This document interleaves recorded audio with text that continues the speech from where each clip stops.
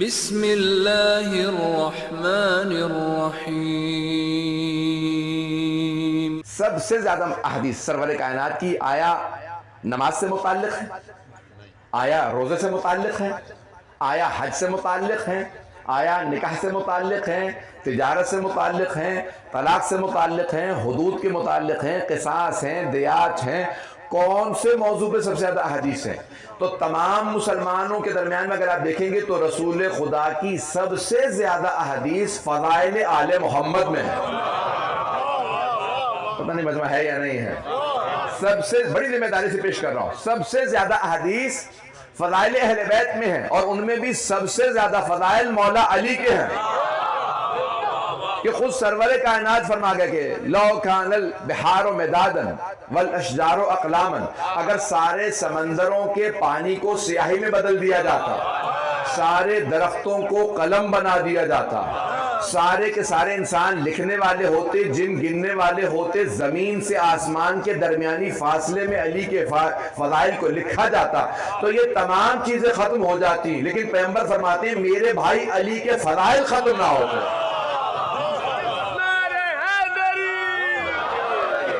توجہ فرما رہے ہیں زانے کے نام۔ رسول اسلام صلی اللہ علیہ وسلم کی احادیث کے بھی نام ہیں، اور سب سے زیادہ احادیث مولا امیر کے فضائل میں۔ عزیزان گرامی، مولا کائنات کے اتنے فضائل، لیکن بہت سے مسلمانوں نے پھر بھی فضائل کو چھپایا۔ آج آپ بعض اوقات کسی فضائل کی حدیث کو کسی کو سنا دیں تو وہ کہتے ہیں کہاں سے پیش کر رہے ہیں؟ جنہوں نے بعض اوقات صرف مولا کا نام سن رکھا ہے، فضائل نہیں سنے، انہیں تعجب ہوتا ہے مولا کے فضائل سے متعلق احادیث سنتے ہوئے۔ میں نے ایک حدیث کسی مقام پہ پیش کی تھی، کیونکہ عنوان سے متعلق ہے، پیش کر رہا ہوں، رفتار زیادہ تو نہیں ہے۔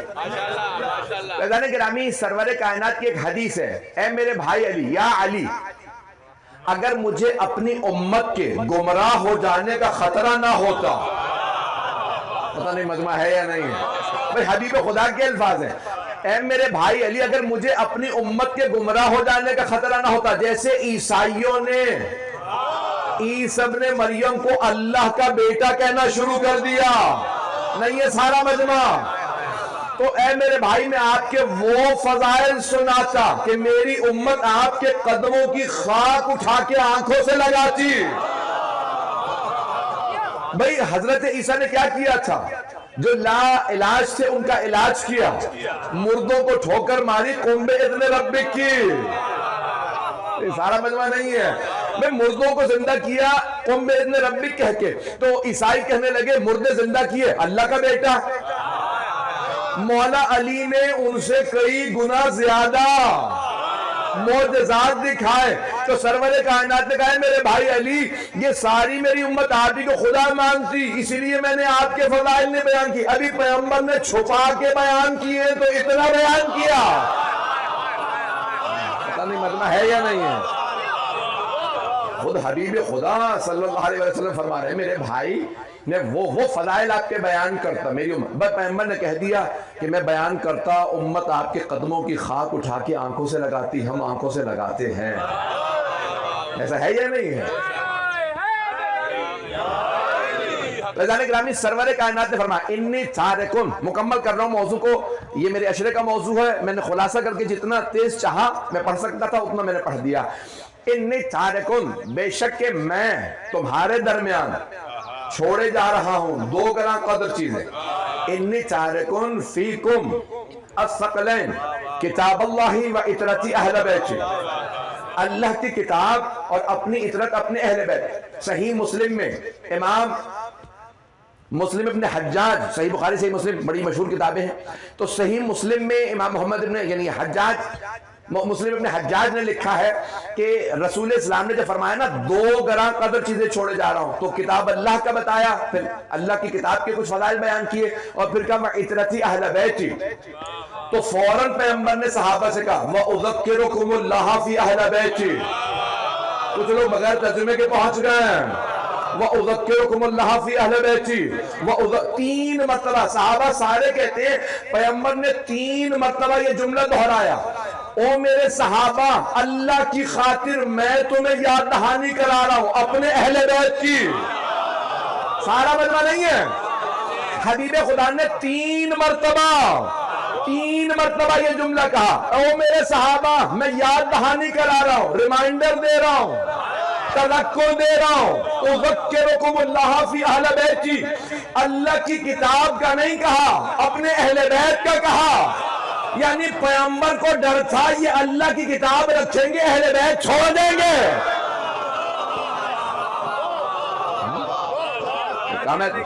یاد دہانی کرا، اے میرے صحابہ، میرے اہل بیت، میرے اہل بیت، میرے اہل بیت، اتنا تذکر دیا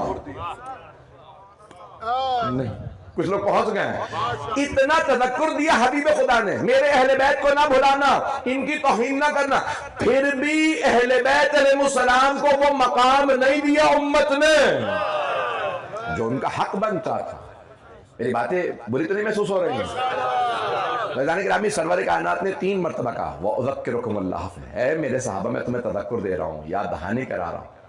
وہیں پہ کسی نے نعرہ لگایا، نام لی بغیر، پہنچ گئے ہوں گے نعرے؟ میں نے کہا نہیں، اگر پہنچ جاتا تو میں آگے بڑھ جاتا۔ حبیب خدا نے فرمایا 2 گراں قدر چیزیں چھوڑے جا رہا ہوں، اللہ کی کتاب اور اپنی اطرت اپنے اہل بیت۔ تو کچھ لوگ وہاں کھڑے ہوئے، 1-2 افراد نے نعرہ لگا کہا حسبنا کتاب اللہ، ہمیں اللہ کی کتاب کافی ہے، آپ کے اہل بیت نہیں چاہیے۔ حبیب خدا نے فوراً کہا یاد رکھنا یہ دونوں ساتھ رہیں گے، توجہ۔ اور کئی مرتبہ دونوں انگلیاں دکھائی جائیں جیسے وی کا سائن بنایا جاتا ہے تو کہتے ہیں سبابت ہے، 2 سبابہ، توجہ۔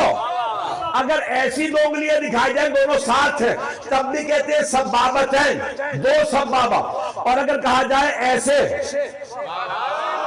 دونوں ہاتھ دکھا کے 2 انگلیاں دکھائی جائیں تو شہید اصغر کہتے ہیں کچھ لوگ پہنچ گئے، پیغمبر نے ایک ہاتھ کی 2 انگلیاں دکھا کے نہیں کہا، اب پہنچ گئے، شاید پہلے نہ سنا ہو آپ نے۔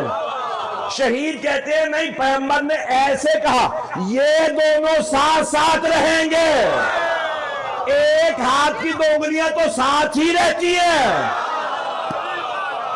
اب پہنچ گئے نہیں، چلیں، ایسے دکھایا کہ یہ دونوں ساتھ ساتھ رہیں گے۔ وہ جو کہہ رہے تھے نا ہمیں کتاب کافی ہے، قرآن کافی ہے، پیغمبر نے کہا بھول میں نہ رہنا، قرآن ان کے ساتھ رہے گا، تم انہیں چھوڑو گے قرآن تمہیں چھوڑ دے۔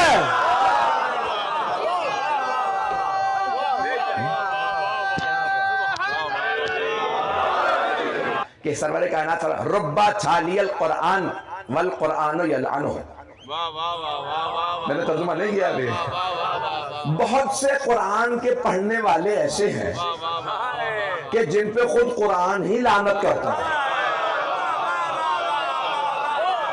گھبرا گئے اب حضرات تو حدیث نبوی ہے، شک کرنے کی گنجائش نہیں ہے۔ حبیب خدا فرما رہے بہت سے ربا تالی القرآن، تالی یعنی تلاوت کرنے والا، بہت سے قرآن کے پڑھنے والے ہیں جن پہ خود قرآن ہی لعنت کر رہا۔ یا رسول اللہ کہیں لکھنے والوں نے غلطی تو نہیں کر دی؟ پڑھ بھی بیچارے قرآن میں ہاتھوں میں اٹھا رہے ہیں، سروں پہ رکھ رہے ہیں، اور قرآن انہی پہ لعنت کرے جا رہا ہے۔ تو یہ قرآن کن پہ لعنت کر رہا ہے؟ وہ جو علی کو چھوڑ کے قرآن پکڑ لے۔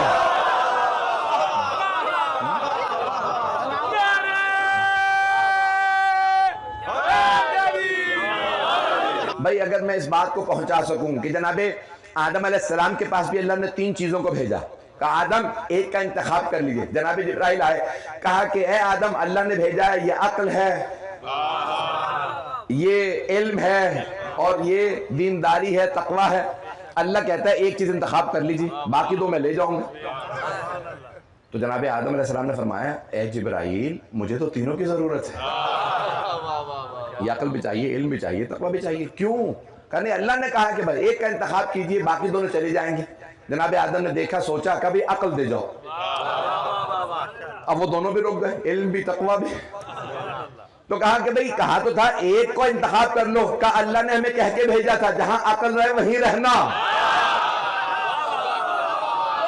توجہ، جہاں عقل ہوگی وہاں علی ہوگا۔ پتہ نہیں لوگ ہیں یا نہیں؟ عزیزان گرامی اب جناب صحیح انتخاب بڑا ضروری ہے. صحیح انتخاب. میں طاقت نہیں ہے, میں پورا زور لگا رہا ہوں. تو بہت سے لوگوں نے کہا ہمیں کتاب کافی ہے, کتاب اللہ کی ہے, ہمیں کتاب کا, کچھ لوگ پہنچ گئے, ہمیں کتاب کافی ہے کیونکہ کتاب اللہ کی ہے, علی کی ضرورت نہیں. اس لیے اللہ نے کہہ دیا کتاب بھی میری, علی بھی میرا. یہ کتاب اللہ ہے, وہ ولی اللہ. چلتے رہیے, یہ دونوں ہمیشہ ساتھ ساتھ رہیں گے. انہما لن یفترقا حتی یرد علی الحوض, یہ حوض کوثر تک میرے پاس آ جائیں گے, تب تک جدا نہیں ہوں گے. پتہ نہیں مجمع ہے یا نہیں. اب بہت سے لوگ غلط فہمی میں بیٹھے ہیں, قرآن تو ہے میرے پاس, اور قرآن کہہ رہا ہے یہ لکھائی کا نام قرآن نہیں ہے. بہت سے لوگوں نے سمجھا ہے سیاہی کا نام, کاغذ کا نام قرآن ہے. بل هو القرآن نور ہے. میں تو اشارہ کر کے آگے بڑھنا چاہ رہا تھا, آپ مجھے مجبور کر دیتے ہیں بولنے پہ. عزیزان گرامی قرآن سیاہی کا نام نہیں ہے. اسی لیے بہت سے لوگوں نے قرآن کو اپنے جیسا سمجھ لیا. جب شام والے مولا کے خلاف 500 قرآن نیزوں پہ لائے تو مولا کے کچھ اپنے کہنے لگے یا علی سامنے قرآن ہے, آپ کہتے ہیں جنگ کرو. کیا قرآن لو, جنگ جاری رکھو. اگر یہ قرآن کو مانتے ہوتے تو علی سے کیوں لڑتے؟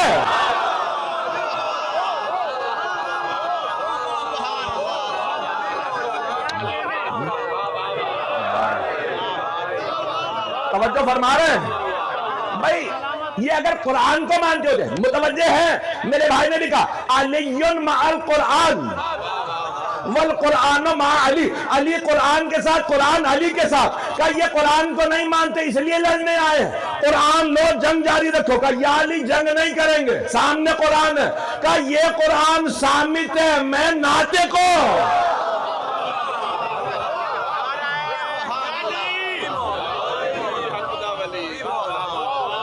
توجہ میرے ساتھ, میں قرآن ناطق ہوں. بہت سے افراد آپ کو قرآن دکھائیں گے, دھوکہ نہ کھائیے گا. جب تک کہ اہل بیت کو نہ مانتے ہوں, یہ صرف دکھانے والا قرآن ہے, ماننے والا قرآن نہیں ہے. قرآن کو ماننا ضروری ہے. عزیزان گرامی, کچھ لوگوں نے نیزوں پہ قرآن اٹھائے, اسی کے بیٹے نے آل محمد کے سر قرآن پہ اٹھائے. عزیزان گرامی, یہ یاد رکھیں کہ یہ اصول کبھی ایسے نہ ہوں کہ کبھی بھی انسان لوگوں کے لقلقۂ لسانی سے دھوکہ کھا جائے. میں جو جملے پیش کر رہا ہوں, انی تارک فیکم الثقلین کتاب اللہ و عترۃ اہل بیت ما ان تمسکتم بہما, میرے بعد کبھی بھی گمراہ نہیں ہوگے اگر ان سے متمسک رہو. حبیب خدا فرمایا روز قیامت, امام جعفر صادق علیہ السلام سے,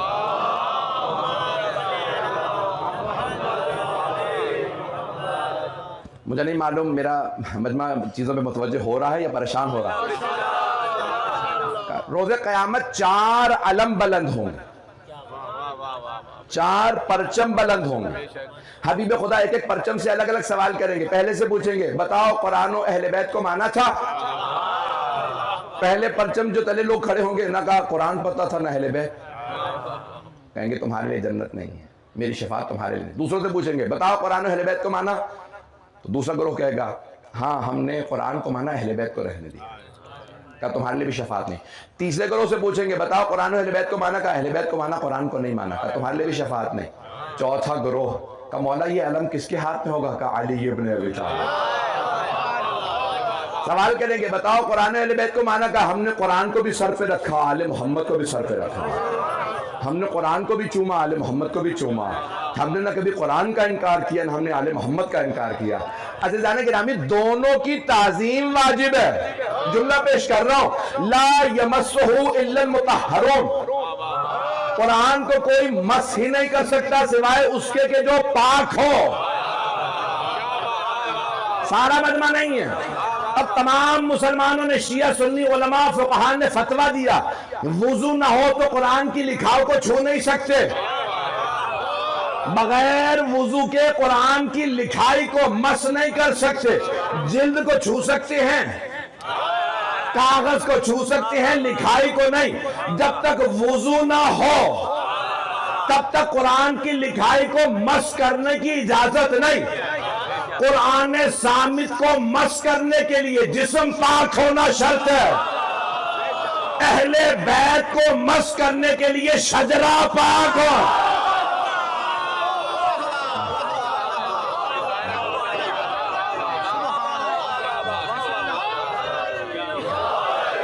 اللہ نے قرآن بھیجا، اسے بھی مخصوص کر دیا محمد و آل محمد سے۔ میں کچھ واقعہ پڑھنا چاہ رہا تھا، پریشان ہو رہا ہوں، پڑھوں نہ پڑھوں، بغیر ناموں کے پڑھوں گا، مجمع میرے ساتھ رہے۔ تو اب اللہ نے قرآن بھی بھیجا تو وہ محمد و آل محمد کو سمجھ میں آتا۔ ساری امت محتاج ہے آل محمد کی، یہ سمجھائیں تو قرآن سمجھ آئے، یہ نہ سمجھائیں تو لوگ بغیر قرآن سمجھے رہ جائیں۔ جنہوں نے نعرہ لگایا تھا نا حسبنا کتاب اللہ، ہمیں کتاب کافی ہے، سب سے پہلے وہی آل محمد کے در پہ آئے۔ یا علی یہ مسئلہ یہودیوں نے پوچھا ہے، قرآن سے دکھاؤ۔ اس سے زیادہ کھل کے نہیں پڑھ سکتا ہوں، مجمع چلتا رہے تو میں پڑھتا آگے۔ بھئی کیا مسئلہ ہے؟ تم یہودیوں جب قرآن مانتے نہیں تو قرآن سے جواب کیوں مانگتے ہو؟ اس نے کہا میں یہودی ہوں، تم تو نہیں ہو۔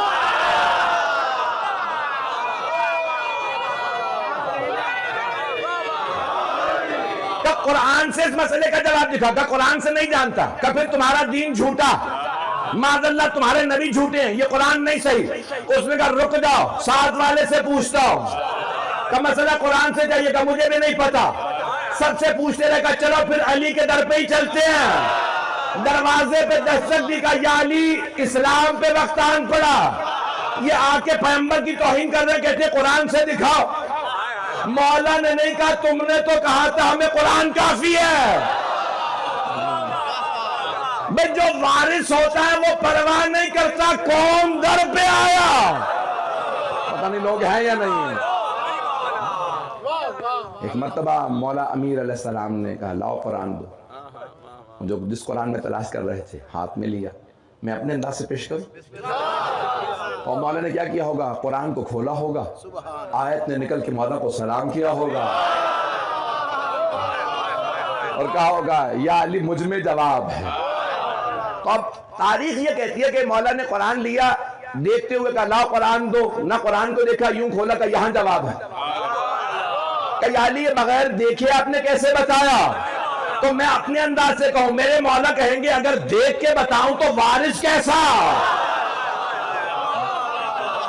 مولا نے کہا یہاں جواب ہے، آیت یہ ہے۔ آنے والوں نے آیت پڑھی، کہا یا علی بالکل صحیح کہہ رہے ہیں، اب پڑھ کے ہمیں بھی یقین ہو گیا یہی جواب ہے۔ اب پتہ چلا جب قرآن وارث کے ہاتھوں میں آتا ہے حق کھول دیتا۔ یہ قرآن ہے، اسے وارث چاہیے۔ عزیزان گرامی، آل محمد قرآن کے حافظ بھی ہیں، محافظ بھی ہیں۔ میری بات پتہ نہیں پہنچی؟ ارے امت میں حافظ بہت ہیں، امت محافظ نہیں ہے۔ میرے جملے سخت ہیں، میں بہت معذرت کے ساتھ، لیکن یہی پڑھوں گا۔ تو عزیزان گرامی یعنی یہ میرا ہے۔ جب میں کہتا ہوں نا یہ میری میراث ہے، اس مطلب ہے میرا ہے۔ توجہ، کچھ لوگ پہنچ گئے۔ اللہ نے قرآن نازل کیا ساری دنیا کے لیے، وارث بنایا آل محمد کو۔ بھائی سارا مجمع نہیں ہے، دو چار جملے کہہ کے میں تمام کر رہا ہوں۔ اب اللہ نے قرآن کو بنایا میراث، اہل بیت کو بنایا وارث، صاحب معجزہ رسول خدا۔ یہ معجزہ رسول خدا کی حقانیت، ان کی رسالت کا وارث ہے آل محمد۔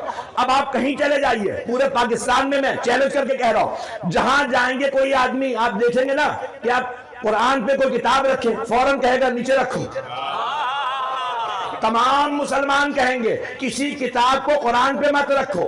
وہ کتاب قرآن پہ رکھنا ایسا ہے جیسے تم نے اس کتاب کو قرآن پہ فوقیت دی۔ قرآن پہ کسی کتاب کو فوقیت نہیں دی جا سکتی، یہ ہے میراث۔ جب اس پہ نہیں ہے سارا مجمع، جب کتاب پہ کسی کو فوقیت نہیں دے سکتے تو پھر وارث پہ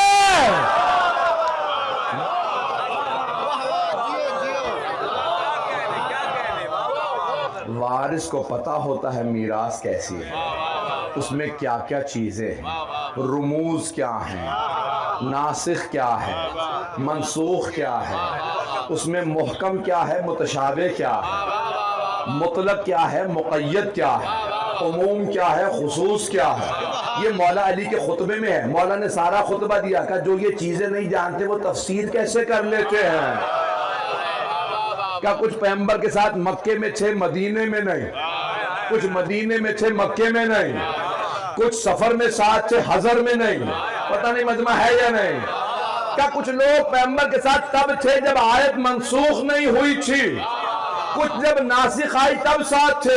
کیا میں پیغمبر کے ساتھ مکے میں بھی تھا، مدینے میں بھی، سفر میں بھی تھا، حضر میں بھی، مسجد میں بھی تھا، گھر میں بھی، فرش پہ بھی تھا۔ قرآن سمجھنا ہو تو مجھ سے سمجھنا، میں تمہیں قرآن سمجھاؤں گا، میں سیرت رسول خدا سمجھاؤں گا۔